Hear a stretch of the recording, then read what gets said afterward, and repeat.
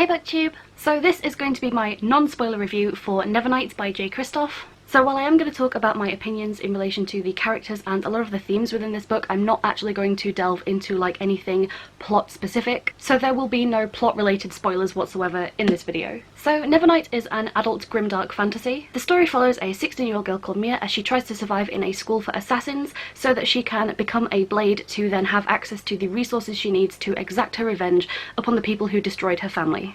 So this might sound like a really basic setup, but J. Kristoff manages to put his own personal spin on this premise. So firstly, the world building in this book is super good and surprisingly unique. Despite being quite clearly inspired by a Romanesque society, the world feels very original. The way that everything from the very minor details of people's everyday lives and habits all the way up to the world's religion all revolve around the very unique celestial bodies in this world make the setup for this environment feel very fresh and strange and jarring. J. Kristoff's writing is, at least in my opinion, absolutely superb. He writes in a way that is very blunt and matter-of-fact while also sprinkling in a fair amount of dark and eccentric humour. I really love the narrative voice, particularly the really familiar way that the narrator will address the reader and occasionally like break the fourth wall to share in a joke or some such. This book does have footnotes, and I've heard a lot of people say that they actually really didn't like the footnotes or they just dislike footnotes in books in general. I think the main complaint I hear about this is that it didn't directly add into the story at hand, or it distracted from like the current immediate action on the page. This is partially true since the footnotes are there to sort of expand upon the world and add in like little tidbits of interesting or amusing information sort of like as you go along that have some relation either to the events or something that's been mentioned. Often it's just to pass along a nice humorous anecdote. I personally really loved reading the footnotes. I thought they really brought the world to life outside of the character's sometimes very limited viewpoint. The benefit, I think, of doing all of this within the footnotes, and I think some people forget this fact, is that the whole point about footnotes is that they're essentially optional reading. So if you're someone who does not like reading footnotes, you don't have to read them. If they were essential reading, then they would be in that main body of the text, so if you don't want to read them, then just read the main text and you'll get just as much enjoyment and understanding out of the main story as anyone else. But by book 2 you will miss out on the horrors of what a Gandolfini is, so I'll just leave that with you. Personally, I think there's a lot of merit to them and I really enjoyed reading them alongside the main story. But yeah, if you're the type that just doesn't like that, then don't let it put you off the book. Just skip over those parts. You don't have to read the footnotes. Moving on to the characters, I really loved the characters that J. Kristoff gave us in this book.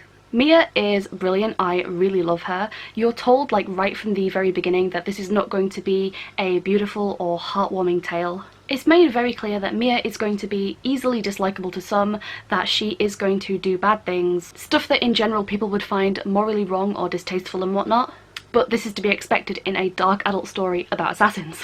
Mia is an assassin, she does kill people, she does use death as a means to an end to get where she wants, and she is really not squeamish about doing what she has to, even if it's not what we would always view as the right thing to do. The book does also explore the grey morality surrounding Mia and her motives and the reasons for why she does the things that she does. Without spoiling anything, at several points the book does touch on the fact that everything Mia is doing is a choice, it's her decision, and that Mia's own personal idea of justice is not only at odds with the world around her, but also the reader's own personal modern sense of justice and what is right.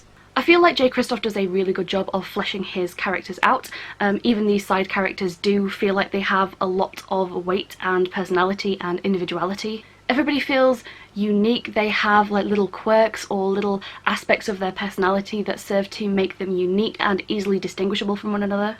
One brilliant thing that J. Kristoff does is that most characters have a unique voice, either in the way they speak, the tone, or the language they use, or the way that they act, react, and interact with other people in their environment. Sometimes this is as simple as like using a bit of slang, or the ratio of how much someone does or doesn't say in a conversation, which sometimes differs depending on who they're talking to. And it really just kept characters feeling solid, like they weren't all carbon copies of one another.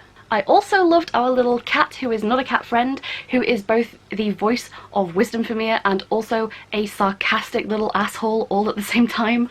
I love cats whether they are corporeal or not, so that was something that I personally very much enjoyed. I did really love reading about Mia. She is a very unconventional character in that she's young but she smokes and drinks and, you know, murders people. I will say that this book did not feel predictable or cliche in any way. If you've watched my reading vlogs, then you'll know that I felt very pleasantly surprised by the twists and turns, particularly in the first half as I was reading this. And I am saying that as someone who very often predicts most, if not all, of the events and outcomes of most of the fantasy that I read. So yeah, I can say with a fair amount of certainty that this book is just out here just doing its own thing in a way that makes it much less predictable. Like, even if you're very familiar with fantasy and the sort of tropes that pop up a lot in it, it's much less easy to foresee all the events in this book. Like, it's much less easy to predict where everything is going. It just makes for a really good experience where even really well-read fantasy nerds like me can still be surprised. And that's one of the most entertaining things about this book,